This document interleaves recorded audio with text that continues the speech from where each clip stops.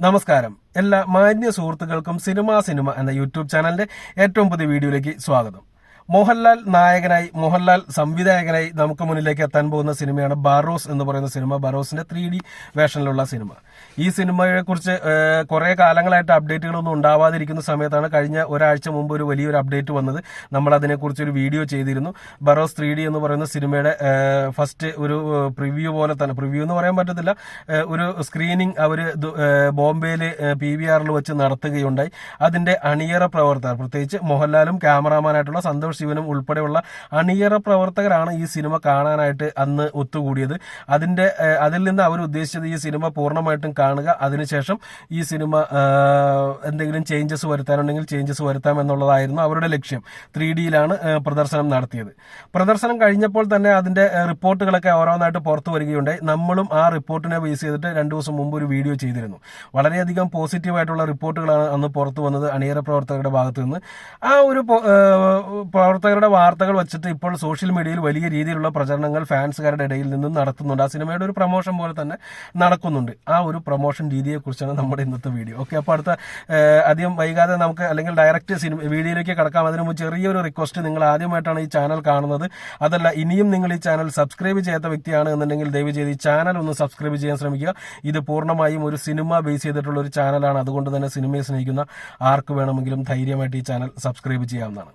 Okay, അപ്പൊ നമ്മൾ നേരെ കാര്യത്തിലേക്ക് കടക്കുന്ന സമയത്ത് ബറോസ് എന്ന് പറയുന്ന സിനിമ 3D വേർഷൻ കണ്ടതിന് ശേഷം അണിയറ പ്രവർത്തകർ എല്ലാവരും ഒരേ സ്വരത്തിൽ പറയുന്ന ഒരു കാര്യമുണ്ട്: സിനിമ പൂർണ്ണമായിട്ടും സെറ്റാണ്, ഇനി റിലീസ് ചെയ്യിപ്പിച്ചാൽ മാത്രം മതി, വലിയൊരു ഹിറ്റാണ് കാത്തിരിക്കുന്നത് എന്നുള്ളൊരു അർത്ഥത്തിലാണ് ഇവരുടെ എല്ലാവരുടെയും അഭിപ്രായം. ചേഞ്ചസ് ഒന്നുമില്ല എന്ന് സന്തോഷ് ശിവന്റെ അഭിപ്രായങ്ങളിൽ നിന്നും കേൾക്കാൻ സാധിച്ചു. തീർച്ചയായിട്ടും അങ്ങനെ സന്തോഷ് ശിവന്റെ അഭിപ്രായം എന്ന് പറയുന്ന സിനിമ നല്ലതാണോ ചീത്തയാണോ എന്നുള്ളതല്ല, അവര് സിനിമയിലെ ടെക്നിക്കൽ സൈഡിൽ പെർഫെക്റ്റ് ആണ് എന്നുള്ളതാണ് അദ്ദേഹത്തിന്റെ അഭിപ്രായം വന്നത്. തീർച്ചയായിട്ടും അതിനകത്ത് മോഹൻലാലും സന്തുഷ്ടവാനായിരിക്കും. അതുകൊണ്ട് പുതിയ അപ്ഡേറ്റുകൾക്ക് വേണ്ടി നമ്മൾ കാത്തിരിക്കുകയാണ്. റിലീസിംഗ് മിക്കവാറും ഡിസംബറിൽ ഉണ്ടാകും എന്നൊക്കെയാണ് കേൾക്കുന്നത്. പക്ഷേ ഈ ചിത്രത്തെക്കുറിച്ച് അഭിപ്രായം പറഞ്ഞിരിക്കുന്നവരെല്ലാം ചിത്രത്തിന്റെ അണിയറ പ്രവർത്തകരാണ്. ഇതേപോലുള്ളൊരു അണിയറ പ്രവർത്തകൻ ഏകദേശം ഒരു 2-3 മാസം മുമ്പ് ഒരു വാർത്ത അല്ലെങ്കിൽ ഒരു പ്രഖ്യാപനം നടത്തിയിരുന്നു: മലൈക്കോട്ടെ വാലിബൻ എന്ന് പറയുന്ന സിനിമ ഞാൻ തിയേറ്ററിന് പുറത്ത് നിന്നാണ് കാണാൻ ആഗ്രഹിക്കുന്നത്. കാരണം മോഹൻലാലിന്റെ ഇൻട്രൊഡക്ഷൻ സീൻ വരുമ്പോൾ തിയേറ്ററിൽ നിന്ന് കിടുങ്ങും, അത് കാണാനാണ് ഞാൻ ആഗ്രഹിക്കുന്നത് എന്ന് പറഞ്ഞപ്പോൾ സത്യത്തിൽ ആ പറഞ്ഞ ടിനു പാപ്പച്ചൻ മാത്രമല്ല, അത് കേട്ട മോഹൻലാൽ ആരാധകരും തിയേറ്ററിൽ കയറാതെ പുറത്തു നിന്ന് പടം കാണാൻ ആഗ്രഹിച്ച വ്യക്തികളാണ്. പക്ഷേ തിയേറ്ററിന് പുറത്തു നിന്നവർക്ക് സംതൃപ്തി കിട്ടിയില്ലോ എന്ന് എനിക്കറിയത്തില്ല. അകത്ത് കയറിയവന്മാരെ വളരെയധികം നിരാശപ്പെടുത്തിക്കൊണ്ടാണ് മോഹൻലാലിന്റെ ഇൻട്രൊഡക്ഷൻ സീൻ വന്നത്. അതായത് എന്താണോ റിയാലിറ്റി സ്ക്രീനിൽ സംഭവിച്ചത് അതിന്റെ 110 ഇരട്ടി റോങ് ആയിട്ടായിരുന്നു ഇദ്ദേഹത്തിന്റെ ആ ഒരു പ്രൊമോഷൻ വർക്ക്. അത് അവിടെ മാത്രമല്ല, അതിന് മുമ്പുണ്ടായിരുന്ന പല സിനിമകളിലും ആറാട്ടിനെ കുറിച്ച് വന്ന അപ്ഡേറ്റുകളിൽ എല്ലാ സിനിമകളിലും, മോഹൻലാലിന്റെ ഈ അടുത്തിടയ്ക്ക് പരാജയപ്പെട്ടു പോയ എല്ലാ സിനിമകളിലും ഇതുപോലെയുള്ള വലിയ വലിയ ആവേശകരമായിട്ടുള്ള അപ്ഡേറ്റുകൾ ചിത്രത്തിന്റെ അണിയറ പ്രവർത്തകരുടെ ഭാഗത്ത് നിന്ന് പറഞ്ഞിട്ടുണ്ടെങ്കിൽ സംവിധായകന്റെയും തിരക്കഥാകൃത്തിന്റെയും ക്യാമറാമാന്റെയും ഭാഗത്തു നിന്നല്ല വന്നിരുന്നത്, അതിൽ അഭിനയിച്ച ആളുകളുടെ ഭാഗത്തു നിന്ന് വന്നിരുന്നു. അതുപോലെ അതിന്റെ സൗണ്ട് എഞ്ചിനീയറുടെ ഭാഗത്തു നിന്ന് വന്നിരുന്നു, അതിനകത്ത് പാട്ടുപാടിയവരുടെ ഭാഗത്തു നിന്ന് വന്നിരുന്നു. എല്ലാവരും പടം കണ്ടു കഴിഞ്ഞു, എല്ലാം ഗംഭീരം, വേറെ ലെവല് പെർഫോമൻസ് ആയിരിക്കും തിയേറ്ററിൽ എന്നൊക്കെ പറഞ്ഞുകൊണ്ട് വലിയ വലിയ ഡയലോഗുകൾ അടിച്ചാണ് മരക്കാർ, അറബിക്കടലിലെ സിംഹം ഉൾപ്പെടെയുള്ള സിനിമകൾ. പക്ഷെ ഇതെല്ലാം തിയേറ്ററുകളിൽ വൻ പരാജയങ്ങളായിട്ട് മാറുന്നത് നമുക്ക് കാണാൻ സാധിച്ചു. ഇതേപോലെ തന്നെ ഒരു ഹൈപ്പ് വന്ന മറ്റൊരു സിനിമയുണ്ട്. എനിക്ക് തോന്നുന്നു ഈ അടുത്ത കാലത്ത് മോഹൻലാൽ സിനിമയ്ക്കല്ലാതെ ഇതേ രീതിയിൽ വലിയ തള്ളു കണ്ട മറ്റൊരു സിനിമ എന്ന് പറയുന്നത് കിങ് ഓഫ് കൊത്ത എന്ന് പറയുന്ന സിനിമയാണ്. ആ സിനിമയിൽ അഭിനയിച്ചവർ സിനിമയിലെ ഒരു സീനിലൊക്കെ ഉണ്ടായിട്ടുണ്ടാവുള്ളൂ. പക്ഷെ അവരെ പോലും വിളിച്ച് വലിയ ഇന്റർവ്യൂ ഒക്കെ നടത്തി അവർ പറയുന്നത് പടം വേറെ ലെവലാണ് എന്നൊക്കെ പറഞ്ഞിട്ടാണ്. പക്ഷെ തിയേറ്ററിൽ വന്നു കഴിഞ്ഞപ്പോൾ എന്താണ് സംഭവിച്ചതെന്ന് നമുക്കറിയാം.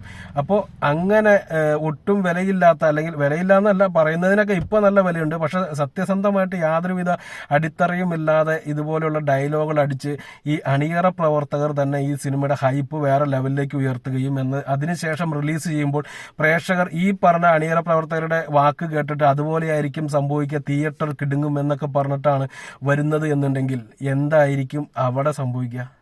അത് തന്നെയാണ് മറ്റുള്ള മോഹൻലാൽ സിനിമകൾക്ക് സംഭവിച്ചത്. ആ ഒരു സംഭവം ഇവിടെ സംഭവിക്കുമോ എന്നുള്ളൊരു കാര്യമാണ് ഇനി ബറോസ് എന്ന് പറയുന്ന സിനിമ റിലീസ് ചെയ്യുമ്പോൾ കാണേണ്ടത്. കാരണം മോഹൻലാൽ ആരാധകരെ സംബന്ധിച്ച് അവർക്ക് വാർത്ത സത്യമാവണമെന്ന് യാതൊരു നിർബന്ധവുമില്ല. ഈ പറഞ്ഞ മാതിരി ആരെങ്കിലൊക്കെ ഒന്ന് തള്ളിയാൽ മതി. ഇപ്പോൾ ഫാൻസ് ഗ്രൂപ്പുകളിലൊക്കെ നോക്കിക്കഴിഞ്ഞാൽ ഓരോരുത്തരുടെ അഭിപ്രായങ്ങൾ എടുത്തിട്ട് അവരിങ്ങോട്ട് കാച്ചുകയാണ്.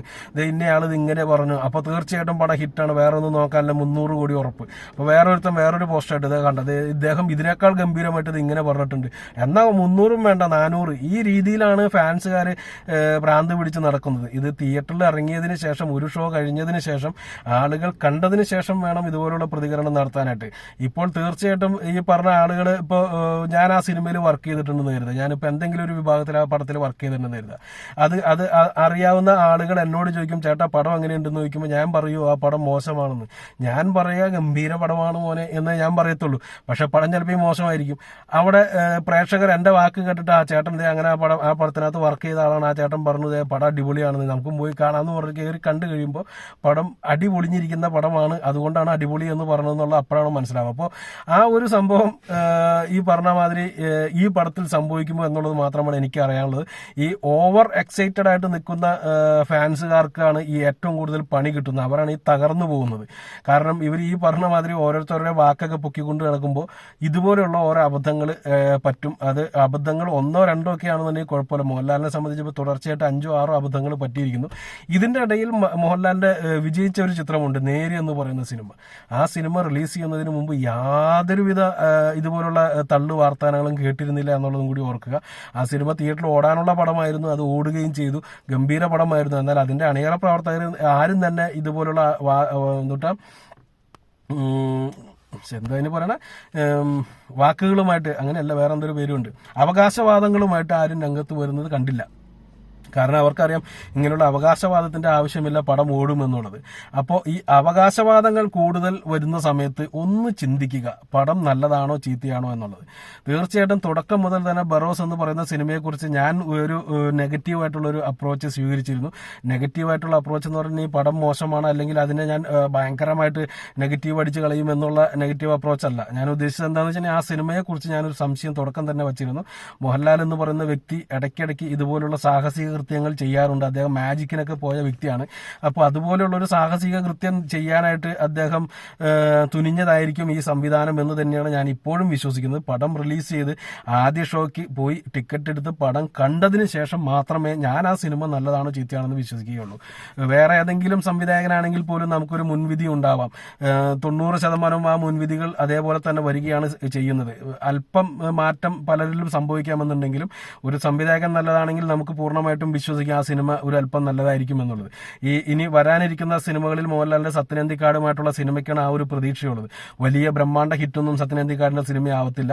മോഹൻലാലിന് ഒരു ആശ്വാസ വിജയം എന്നൊക്കെ പറയാവുന്ന രീതിയിൽ ഒരു ആവറേജ് ഹിറ്റ് നൽകാവുന്ന ഒരു സിനിമയായിരിക്കും. ഈ പറഞ്ഞ ഒരു 50 കോടി 60 കോടിയൊക്കെ കളക്ഷൻ നേടിയെടുക്കാവുന്ന ഒരു ആവറേജ് ഹിറ്റ് മാത്രമായിരിക്കും സത്യനന്ദിക്കാടിന്റെ പടം. പക്ഷേ അതൊരു പരാജയമാവില്ല എന്ന് ഉറപ്പിച്ച് പറയാൻ സാധിക്കും. അതുപോലെ 1-2 സിനിമകൾ മാത്രമേ, L360 എന്നൊക്കെ പറഞ്ഞുകൊണ്ട് ഇപ്പോൾ വരാൻ പോകുന്ന സിനിമയ്ക്ക് ഒരു പ്രതീക്ഷയുള്ള സിനിമയാണ്. അങ്ങനെയുള്ള സിനിമകളെ കുറിച്ച് അവകാശവാദങ്ങളും കുറവായിരിക്കും എന്നുള്ളത് നോക്കുക. അപ്പോൾ ഈ ഓവർ അവകാശവാദങ്ങൾ വരുന്ന സിനിമകളെ ഒന്ന് മൈൻഡ് ചെയ്യുന്നത് ഫാൻസുകാർക്കും ഭാവിയിൽ നല്ലതായിരിക്കുമെന്ന് മാത്രമേ എനിക്ക് പറയാനുള്ളൂ. എന്തെങ്കിലും പടം ഇറങ്ങട്ടെ, കാത്തിരിക്കാം. നന്ദി, നമസ്കാരം.